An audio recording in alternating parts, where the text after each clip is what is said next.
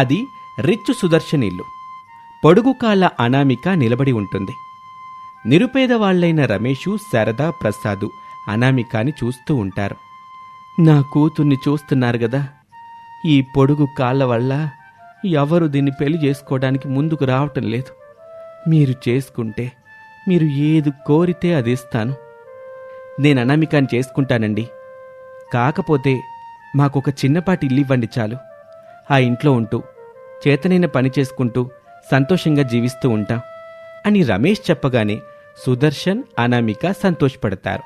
తనకి ఉన్నంతలో తన పొడుగు కాళ్ల కూతురు అనామికకి ఘనంగా పెళ్లి జరిపిస్తాడు సుదర్శన్. ఒక పెంకుటింటిని కట్నంగా కూడా ఇస్తాడు. అదే ఇంటికి అనామికాని కాపురానికి పంపిస్తాడు. ఇలాగే రోజులు గడుస్తూ ఉంటాయి. ఒకరోజున ఊళ్ళో ఉండే గయ్యాలి సుభద్ర శారద ఉంటున్న పెంకుటింటి దగ్గరికి వస్తుంది. ఏంటే గయ్యాలి, దారిదప్పు నా ఇంటికి వచ్చావా, లేదంటే ఏదో కావాలని నా ఇంటికి వచ్చావా? అదేమిటక్క అట గయ్యాలని పిలుస్తావు? సుభద్ర అని నాకు ఒక మంచి పేరుంది కదా, ఆ పేరు పెట్టి పిలిస్తే బాగుంటుంది కదా. సరే లేవే, మరొకసారి వచ్చినప్పుడు గయ్యాలని కాకుండా సుభద్ర అని పిలుస్తాను. ఎంతకెందుకు వచ్చావో ముందు అది చెప్పు. అరువు ఇవ్వడానికి ఇంట్లో సరుకులైతే ఏమీ లేవు, అప్పు ఇవ్వడానికి ఇంటి నిండే డబ్బులు కూడా ఏమీ లేవు. శారదక్క, నేను విన్నది నిజమేనా? ముందుగా అసలు నువ్వే విన్నావో అది చెప్పు. అది నిజమో కాదో నేను చెబుతాను. విన్నది చెప్పకుండా నిజమా కాదా అని నన్ను అడుగుతావేంటే?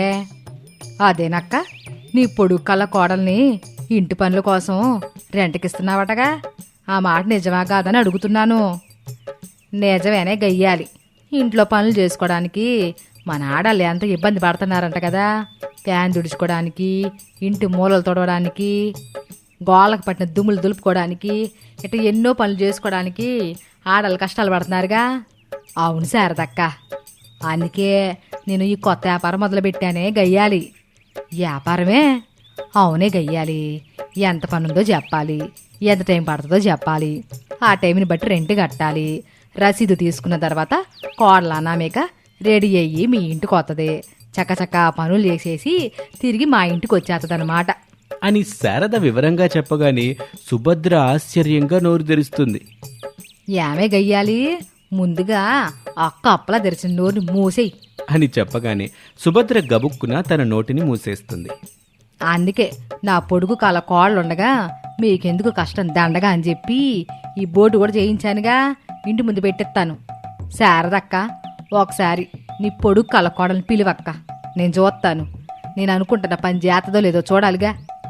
సరేనే కోళ్ళా, ఏమ్మా మన ఇంటికి ఒక చుట్టం వచ్చింది, టీ తీసుకురా అని చెప్పగానే ఇంటి పెరట్లో తనకు అనుకూలంగా ఏర్పాటు చేసుకున్న వంటబండ దగ్గర పొడుగుకాల అనామిక టీ పెడుతూ ఉంటుంది.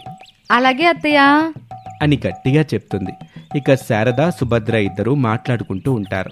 ఓ 2 నిమిషాలు గడిచిన తర్వాత 2 టీ కప్పులున్న ట్రే తీసుకొని వాళ్ళ దగ్గరికి వచ్చింది. అనామిక పొడుగ్గా ఉండటం వల్ల సుభద్ర టీ కప్పు అందుకోలేకపోతుంది. కోళ్ళ, ఆ టీ కప్పు అందడం లేదు, కాస్త నువ్వెయ్యవు అని సుభద్ర అడగగానే అనామిక టీ కప్పు తీసి సుభద్రకి ఇవ్వబోతూ వదిలిపెట్టేస్తుంది. అంతే, వేడివేడి టీ సుభద్ర మీద పడుతుంది. సుభద్ర ముఖం కాలి పొగలొస్తూ ఉంటాయి. ఏమే సుభద్ర, నువ్వు అనుకున్న పనికి నా పొడుగు కాళ్ళ కోళ్ళ పని కొత్తదా? వత్తదంటే గంటకి 1000 రూపాయలు, 3 గంటల పేమెంట్ అడ్వాన్స్గా కట్టాలి. ఇవే ముఖం కాలి నేను బాధపడతా ఉంటే వ్యాపారం గురించి నువ్వు మాట్లాడమేం బాగోలేదక్క. సరేనే గయ్యాలి, శివగామి 2 గంటలు అడిగింది. దానికి మామిడి తోటలో ఏదో పని ఉందంట, గంటకి 1500 ఇచ్చింది అని చెప్పగానే సుభద్ర తనలో తాను, ఆ శివగామి నేను అనుకున్నట్టుగానే ఈ పొడుగు కోళ్ళ అనామికను తీసుకెళ్ళి దొంగతనంగా మామిడికాయలు కోయించుకొని అమ్ముకోవాలని అనుకుంటుందన్నమాట. దానికి అవకాశం ఇవ్వను కదా, గంటకి 2000 ఇచ్చి ఈ పొడుగు కళ్ళ అనామికని నేనే తీసుకుని వెళ్ళిపోతాను అని తన మనసులో అనుకుంటూ ఉంటుంది సుభద్ర. అప్పుడు శారద, కోళ్ళ, మన ఇంటి మీద చాలా చెత్త చెదారం ఉంది, దాన్ని మొత్తం శుభ్రం చేసేయి. అలాగే అత్తయ్య అని చీపురు, చెత్తచాట తీసుకొని ఆ ఇంటి మీద పడిన చెత్తని ఊడ్చి శారదకి చూపిస్తుంది. అది కూడా సుభద్ర చూస్తుంది. అప్పుడు తనలో తాను సుభద్ర, ఈ పొడుగు కళ్ళ అనామిక నేను అనుకున్న పనిని అనుకున్నట్టుగానే చేస్తుంది. నేను రెంట్కి తీసుకెళ్ళాలి, అని మనసులో అనుకొని ఇక పైకి శారదతో 10,000 డబ్బుల కట్ట బయటికి తీసి శారదకిచ్చి, అక్క పొడుగు కళ్ళ కోడలు నాతో పంపించు, నేను ఇప్పుడు తీసుకెళ్తాను.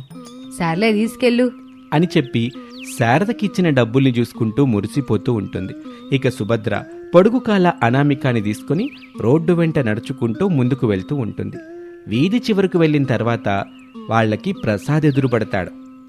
ఏమ్మా కోళ్ళ, ఎక్కడికి వెళ్తున్నావు? మావయ్య, ఇదిగో ఈవిడ తీసుకెళ్తుంది. ఇంటి దగ్గర ఈవిడికి ఏదో పనుందంట, అందుకే తీసుకుని వెళ్తుంది. ఇంటి దగ్గర పనుందా? సుభద్ర, నీ ఇల్లు అటువైపు కదా, మరి ఇటెక్కడే తీసుకెళ్తున్నావు? బావగారు, శారదక్కకి అన్ని వివరంగా చెప్పాను, మీరేం కంగారు పడబాకండి. అనామికకేమీ కాదు, చాలా చిన్న పని, చిటికలో అయిపోతుంది. చిటికలో అయ్యే పనికి 10,000 ఎందుకు ఇచ్చారు మరి అని అనామిక అనగానే ప్రసాద్ ఆశ్చర్యపోతూ, ఏంటి 10,000 ఇచ్చిందా? ఏమై ఉంటుంది? అవును మావయ్య, అక్షరాల 10,000 రూపాయలు ఇచ్చారు. కావాలంటే మీరు అడగండి. బావగారు, మీరింటికెళ్ళండి, అక్క మీకన్నీ వివరంగా చెబుతారు అని చెప్పి సుభద్ర అక్కడి నుంచి ముందుకు వెళ్తూ ఉంటుంది. నేను వెళ్ళొస్తాను మావయ్య అని అనామిక ప్రసాద్కి చెప్పి సుభద్ర వెనకాలే నడుచుకుంటూ వెళ్తుంది. ప్రసాద్ అక్కడి నుంచి నడుచుకుంటూ ఇంటికొచ్చేస్తాడు. సుభద్ర, పొడుక్కాల అనామిక ఇద్దరు కలిసి మామిడి తోట దగ్గరికి వస్తారు. చిన్నత్తయ్య, ఇదేమిటి మామిడి తోటలోకి తీసుకొచ్చారు? ఇద్దరం కలిసి దాగుడు మూతలాడుకుందాం కోళ్ళ. అయ్యో అత్తయ్య, పొట్టిగా ఉన్న మీరు పొడుగు కళ్ళతో ఉన్న నాకు ఎక్కడ దాక్కున్నా కనిపిస్తారు. ఈ విషయం ఏదో ఇంటి దగ్గర చెప్తే నేను అప్పుడే వద్దని చెప్పేదాన్ని కదా. ఇప్పుడు అత్తయ్య డబ్బులు ఇవ్వమంటే ఇవ్వదు. మీరు డబ్బులు లాస్ అయిపోయినట్టే. పొడుగు కళ్ళకోళ్ళ, నేను సంచి పట్టుకుని నిలబడతాను. నువ్వు చకచక నీ చేతి కిందని మామిడికాయలను కోసి సంచిలో వేస్తా ఉండు, సరేనా? అయ్యో చిన్నత్తయ్య, నన్ను ఇంతవరకు చాలామంది ఇంటి పనుల కోసం తీసుకెళ్లారు, కానీ ఇలా దొంగతనం కోసం ఎవరూ తీసుకుని వెళ్ళలేదు. మీరే తీసుకొచ్చారు. అసలు చాలా తప్పండి. ఇలాంటి పనులైతే నేను చేయను. ఇదేమిటే ఇక్కడికి వచ్చాక ఇలా షాక్ ఇస్తున్నావు? చూడవే, ఆ తోటమాలిగాడు లేనట్టున్నాడు. ఇదే మనకి మంచి సమయం. కాలక్షేపం చేయకుండా గబగబా మామిడికాయలు కోసి సంచిలో వేస్తా ఉండు. అయ్య బాబోయ్, ఇలాంటి పనులు నేను చేయనండి అని అనామిక చెప్పి ఆ మామిడి తోట దగ్గర నుంచి వెళ్ళిపోతుంది. ఇదేమిటి ఈ పొడుగు కళ్ళకోళ్ళు ఎట్టా చేసింది? ఇప్పుడు నా పరిస్థితి ఏమిటి? ఎటూ పని కాలేదు, అటు 10,000 రూపాయలు పోయినట్టే అని బాధపడుతూ ఉంటుంది సుభద్ర. ఇక పొడుగుకాల అనామిక ఏడుస్తూ ఇంటికొస్తుంది. అనామిక అలా ఏడుస్తూ ఉండటం చూసి శారదా, ప్రసాదు, రమేష్ ముగ్గురు కంగారు పడిపోతారు. ఏమైంది కోళ్ళ, ఎందుకట్లా ఏడుస్తా ఉన్నావు? అనామిక, ఏమైంది? ఎందుకు ఏడుస్తున్నావు? నిన్ను ఎవరైనా ఏమన్నా అన్నారా అనామిక? ఏమ్మా కోళ్ళ, నిన్ను తీసుకెళ్లిన సుభద్ర ఏమైనా అనిందా ఏంటి? చెప్పు తల్లి, నువ్వట్ట ఏడుస్తుంటే మాకు చాలా బాధగా ఉంటుందిగా. ఏం జరిగిందో చెప్పు అని ప్రసాద్ కూడా అడగగానే ఇక అనామిక కన్నీళ్లు తుడుచుకొని, మావయ్య, ఆ సుభద్ర అత్తయ్య నన్ను మామిడికాయ తోటలోకి తీసుకెళ్ళి అని అనామిక చెప్పటం పూర్తి చేయకముందే, చెప్పు తల్లి, మామిడి తోట దగ్గర తీసుకెళ్ళి నీ పొడవాటి కాళ్ళ మీద కొట్టిందా ఏంటి? లేదు మావయ్య, నన్ను మామిడికాయల్ని దొంగతనం చేయమని చెప్పింది. నేను దొంగతనం చేయడానికి కాదు కదా మావయ్య, బోలెడు ఆస్తిని కాదనుకొని మీతో బ్రతకడానికి వచ్చింది. అవునమ్మా కోళ్ళ, ఎన్నావా శారదా కోళ్ళ ఏమంటుందో? ఈ విషయం బావగారికి తెలిస్తే ఏమైనా ఉందా? తప్పైపోయింది కోళ్ళ, ఈ విషయం మాత్రం మీ నాన్నకు చెప్పబాక. ఇక నుంచి నీతో ఎట్టాంటి పనులు చేయించను. ఒక విధంగా చెప్పాలంటే ఇప్పుడు మనం ఉంటున్న ఇల్లు కూడా మీ నాన్నగారు ఇచ్చారే కోళ్ళ. అనామిక, అమ్మైతే సారీ చెప్పింది కదా, ఇంక నువ్వు ఏడవకు, బాధపడకు. ఇక నుంచి నిన్ను అమ్మాయి ఎలాంటి పనులకి పంపించదులే. ఇంటి పనులు చేయడానికి నాకు ఎలాంటి ఇబ్బంది లేదు రామ్. ఎప్పుడైతే నేను అనామిక రమేష్గా మారిపోయానో అప్పుడే ఈ పేద జీవితానికి అలవాటు పడ్డాను. చేతనైన పని చేసుకుంటూ నా వాళ్ళని నేను పోషించుకోవాలి అనుకున్నాను. అందుకే ఇంటి పనులు చేయడానికి పిలిస్తే నేను కాదు అనకుండా వెళ్తూనే ఉన్నాను. వాళ్ళిచ్చిన డబ్బులు అతే తీసుకుంటూనే ఉన్నారు. అవును కోళ్ళ, అట్ట వచ్చిన డబ్బులతోనే మనం 3 పూటల తినగలుగుతున్నాం. కాస్త ఎక్కువ డబ్బు వస్తుందని ఆశపడ్డాను గాని ఈ సుభద్ర ఇట్ట చేతదని అనుకోలేదమ్మా. ఇంకెప్పుడు నిన్ను అట్టంటి పనులకు పంపించను, సరేనా?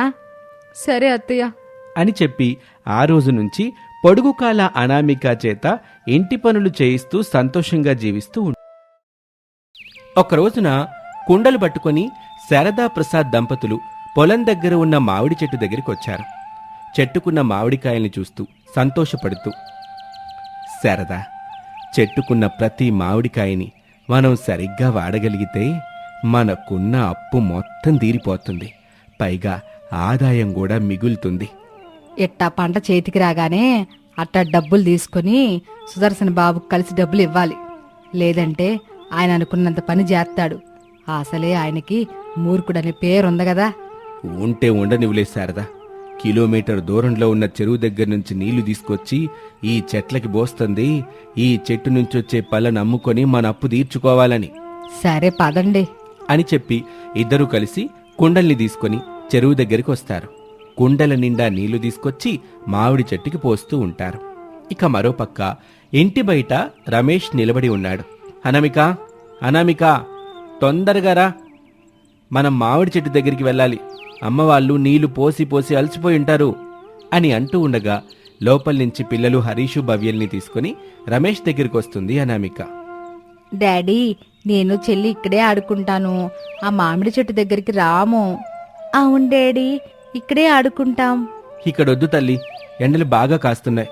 అక్కడైతే మామిడి చెట్టు కింద చల్లగా ఉంటుంది, అక్కడ ఆడుకోవచ్చులే అని చెప్పగానే పిల్లలు సంతోషపడతారు. పిల్లల్ని తీసుకొని రమేష్, అనామికాలు ఇంటి నుంచి బయలుదేరుతారు. అరగంట తర్వాత అందరూ కలిసి మామిడి చెట్టు దగ్గరికి వస్తారు. కాళ్ళ పిల్లల్ని ఎందుకు తీసుకొచ్చావు? ఇంటి దగ్గరుంటే ఎండలో ఎక్కడ పడితే అక్కడ ఆడుకుంటున్నారు అత్తయ్య. అందుకే ఈ మామిడి చెట్టు దగ్గరికి తీసుకొని వచ్చాను.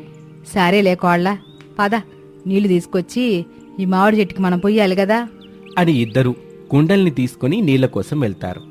అలాగే రోజులు గడుస్తూ ఉంటాయి. ఒక రోజున మండుతున్న ఎండకి తట్టుకోలేక పేద అత్తాకోడళ్ళు శారదా, అనామికాలు కుండల్ని పట్టుకుని ఒక పెద్ద మామిడి చెట్టు కింద కూర్చొని ఉంటారు. వామ్మో అత్తయ్య, ఏమిటి ఎండ? ఇలాగైతే మనం అక్కడెక్కడో ఉన్న చెరువు నుంచి నీళ్లు తీసుకొచ్చి ఈ మామిడి చెట్టు దాహం తీర్చాలంటే కష్టమే అవుతుంది కదా అత్తయ్య. కష్టమే కోళ్ళ, కానీ తప్పదు. నాటి మన బతుకు, రేపటి పిల్లల భవిష్యత్తు అంతా ఈ మామిడి చెట్టు మీద ఆధారపడి ఉంది. అసలు నాకు ఈ విషయాలేమీ అర్థం కావడం లేదు అత్తయ్య. కోళ్ళ, ఇప్పుడు మనం ఈ మామిడి చెట్టుకి కిలోమీటర్ దూరంలో ఉన్న చెరువు దగ్గర నుంచి నీళ్లు తీసుకొచ్చి పోతేనే ఈ మామిడి చెట్టు ఎండిపోకుండా ఉంటది.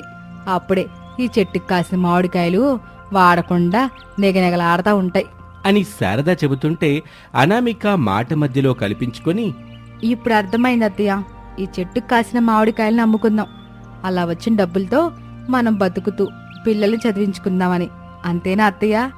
అవునే కోళ్ళ అని అత్తాకోడలిద్దరూ మాట్లాడుకుంటూ ఉంటారు. ఇక తండ్రి కొడుకులు ప్రసాదు, రమేష్లు నెత్తిన కుండలు పెట్టుకుని నీళ్ళని మోస్తూ ఉంటారు. నాన్న, ఇంత ఎండలో నీళ్లు మోయడం అవసరమా చెప్పు? అవసరమే బాబు. ఒంట్లో ఓపికున్నప్పుడే 2-3 కుండల నీళ్లు తెచ్చి పెట్టుకుంటే మంచిది కదా. ఏం మంచిదో ఏమో నాన్న, ఈ ఎండకు కళ్ళు తిరుగుతున్నాయి, నడవలేక కాలు నొప్పులొస్తున్నాయి. నెత్తి నుండే కుండని పట్టుకోలేక చేతులేమో లాగుతున్నాయి. సరేలే బాబు, కాసేపు మామిడి చెట్టు నీడ కూర్చుందాం అని ఇద్దరూ మాట్లాడుకుంటూ పెద్దగా ఉన్న మామిడి చెట్టు దగ్గరికి వచ్చారు. ఆ చెట్టు కింద అత్తాకోడళ్ళు శారదా, అనామికాలు కుండలు పట్టుకొని కూర్చుని ఉంటారు. బాబు, నీ కుండలో నీళ్ళని అలాగే ఉండనివ్వు, మనం దాగొచ్చు అని చెప్పగానే రమేష్ కుండని దించి చెట్టు కింద పెడతాడు. ప్రసాద్ మాత్రం తన కుండలోని నీళ్ళని అదే చెట్టు కింద ఉన్న గోళంలో పోస్తాడు. ఇక ఇద్దరూ కలిసి ఆ మామిడి చెట్టు కింద అత్తాకోడళ్ళ దగ్గర కూర్చొని మాట్లాడుకుంటూ ఉంటారు. యావయ్యా, అన్నం బెట్టనా? నువ్వు కొడుకు తింటారా? తిందాం గాని మనవడు మనవరాలు ఎక్కడ శారదా కనిపించట్లేదు అని అడుగుతాడు.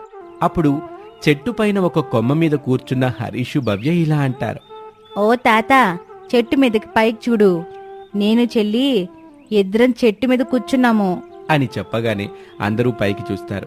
హరీషు, భవ్య ఒక కొమ్మ మీద కూర్చొని ఉంటారు, నవ్వుతూ ఉంటారు.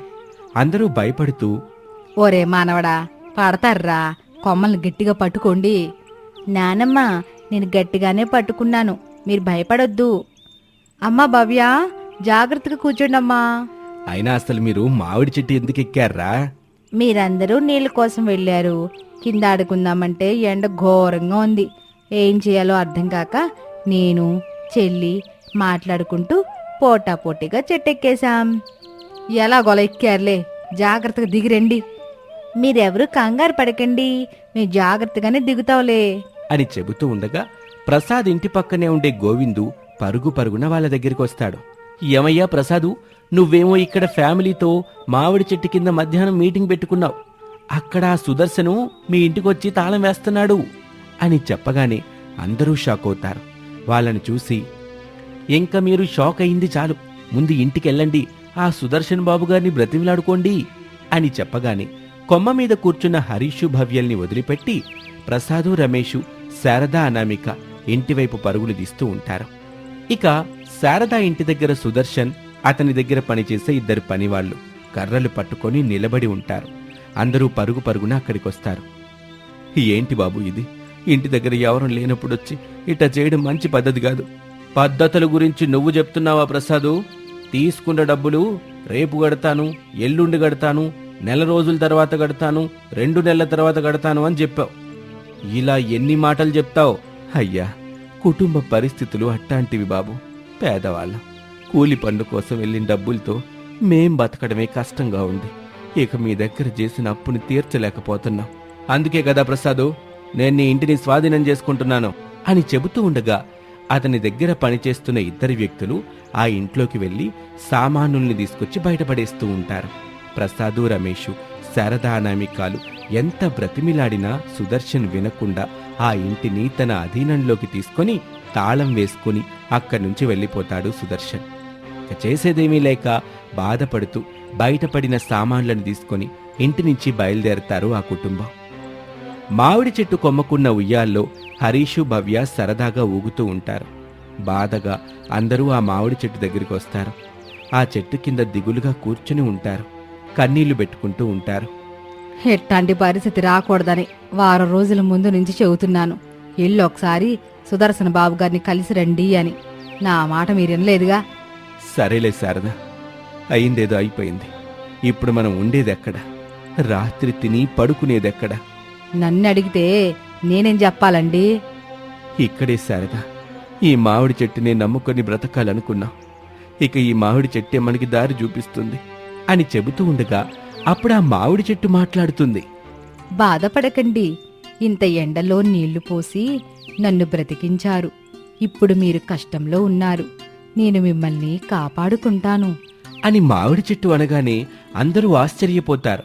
కాని పిల్లలు మాత్రం మామిడి చెట్టు మాట్లాడుతున్నందుకు చాలా సంతోషిస్తారు. చెల్లి చెల్లి, మామిడి చెట్టు భలే మాట్లాడుతుంది చెల్లి, విన్నావా? అవునన్నయ్యా, చెట్టు మాట్లాడడం నేను ఇప్పుడే చూస్తున్నాను అని వాళ్ళిద్దరూ మాట్లాడుకుంటూ ఉండగా అందరూ కాసేపట్లోనే షాక్ నుంచి తేరుకుంటారు. మాట్లాడుతున్న మామిడి చెట్టు వైపు చూస్తారు. చెప్పండి, నేను మీకు ఏ విధంగా సహాయపడగలను? నానమ్మ, తాతయ్య, నేను చెల్లి చెప్తే మీరు నమ్మలేదు కదా. ఇప్పుడు చూడండి, మామిడి చెట్టు మాట్లాడుతుంది. మమ్మీ, డాడీ, మీరు కూడా చూడండి, మామిడి చెట్టు మాట్లాడుతుంది.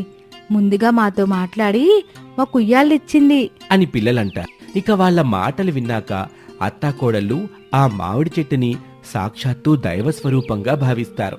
తమ కష్టాలు తీర్చడానికి ఆ మామిడి చెట్టే తమ కోసం వచ్చింది అనుకుంటూ అత్తాకోడళ్ళు దండం పెడుతూ, చూడు తల్లి, ఇప్పుడు మాకుండడానికి ఇల్లు లేదు, బ్రతకడానికి ఉపాధి కూడా లేదు. ఆ రెండివ్వమ్మ, అంతకు మించిన ఆశలు లేవు చెట్టు తల్లి. తప్పకుండా మీరు కోరుకున్నట్టుగా ఉండడానికి ఇల్లు ఇస్తాను, బ్రతకడానికి ఉపాధి ఇస్తాను అని చెప్పగానే గాలిలో 2 మామిడి పళ్ళు ప్రత్యక్షమవుతాయి. ఆ పళ్ల వైపు అందరూ అద్భుతంగా చూస్తూ ఉంటారు. ఒక మామిడి పండు ఇల్లులా మారిపోతుంది, మరొక మామిడి పండు జ్యూస్ కొలాయిలా మారిపోతుంది. చూడండి అత్తాకోడళ్ళు, మీరు కోరుకున్నట్టుగా ఉండడానికి ఇల్లిచ్చాను, బ్రతకడానికి ఉపాధి కల్పించాను. ఈ ఇంట్లో ఉంటూ నేనిచ్చిన ఉపాధి పని చేసుకుంటూ నన్ను కూడా కాపాడుకుంటూ మీ పిల్లలతో సంతోషంగా జీవితాన్ని కొనసాగించండి అని ఆ మామిడి చెట్టు చెప్పగానే ఇంటిల్లిపాది ఎంతో సంతోషపడతారు. కృతజ్ఞతగా ఆ మామిడి చెట్టుకి దండం పెడతారు. కాసేపటికి ఆ మామిడి చెట్టు మామూలు చెట్టుగా అయిపోతుంది. ఇక ఆ రోజు నుంచి తండ్రి కొడుకులు చెరువు నుంచి నీళ్లు తీసుకొచ్చి మామిడి చెట్టుకి ప్రతినిత్యం పోస్తూ ఉంటారు. సాక్షాత్తు దైవస్వరూపంగా ఆ మామిడి చెట్టును కొలుస్తూ ఉంటారు. అత్తాకోడళ్ళు మామిడి పండు జ్యూస్ అమ్ముకుంటూ డబ్బులు సంపాదిస్తూ ఉంటారు. ఆ మామిడి పండు ప్రసాదించిన ఇంట్లో ఉంటూ మామిడి జ్యూస్ అమ్ముకుంటూ వస్తున్న డబ్బులతో పిల్లల్ని చదివించుకుంటూ అనామిక కుటుంబం సంతోషంగా జీవిస్తూ ఉంటుంది.